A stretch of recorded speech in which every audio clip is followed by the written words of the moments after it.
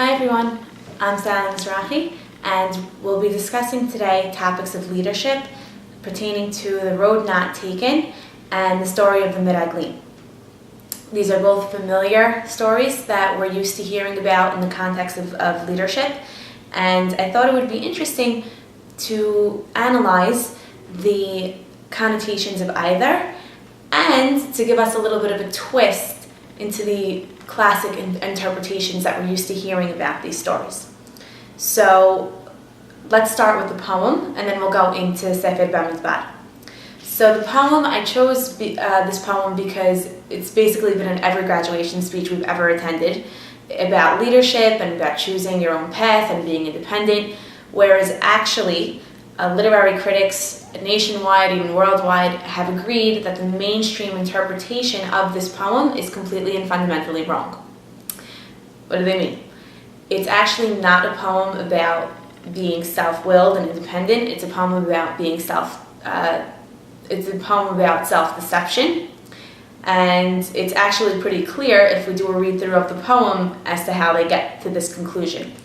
So without further ado, and hopefully without too many takes, I'll just read the poem to refresh our memories, and we'll go back through it once I'm done. So here we go. The Road Not Taken by Robert Frost. Two roads diverged in a yellow wood, and sorry I could not travel both, and be one traveler long I stood, and looked down one as far as I could, to where it bent in the undergrowth. Then took the other as just as fair, and having perhaps the better claim, because it was grassy and wanted wear, though as for that, the passing there had worn them really about the same. And both that morning equally lay, in leaves no step had trodden black. Oh, I kept the first for another day, yet knowing how way leads on to way, I doubted if I should ever come back. I shall be telling this with a sigh, somewhere ages and ages hence. Two roads diverged in a wood, and I took the one less traveled by, and that has made all the difference.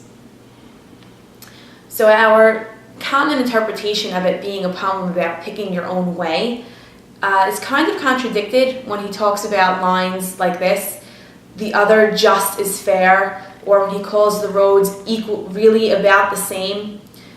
It seems to be contradictory because he claims to have taken the one less traveled by, but both roads he presents as being exactly the same, which is confusing until you pay attention to the last stanza a little more closely. Instead of just those last three lines, he says that I shall be telling this with a sigh somewhere ages and ages hence. He's saying at some point in the future, once I've got to where I'm going to get, I'm going to tell you that I picked the one that was less traveled.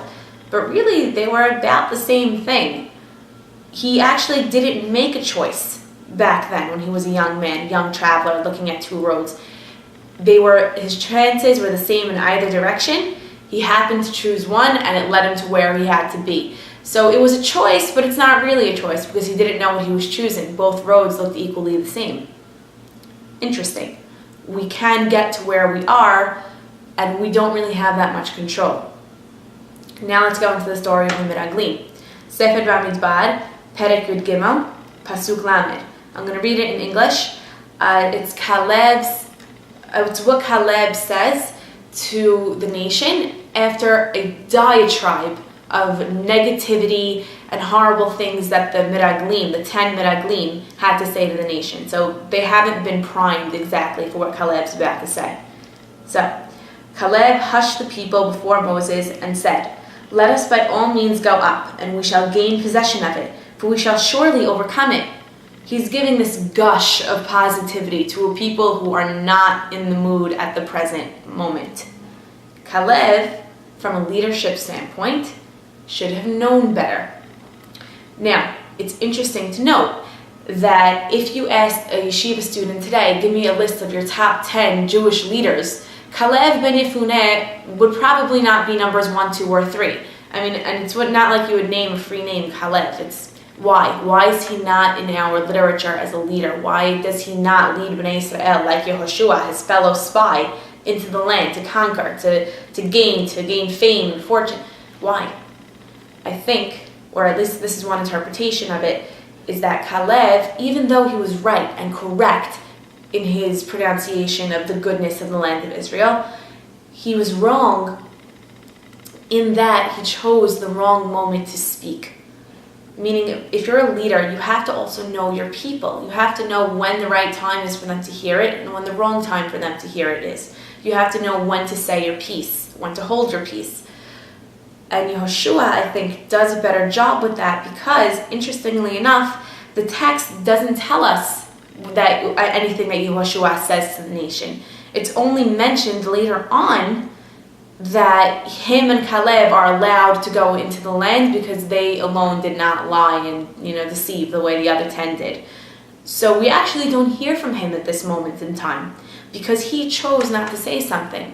Or at least through my lens that I'm framing it right now, I see this moment as a conscious choice of Caleb to open his mouth and say something, which led to direct consequences. One positive consequence was that he was able to go into the land.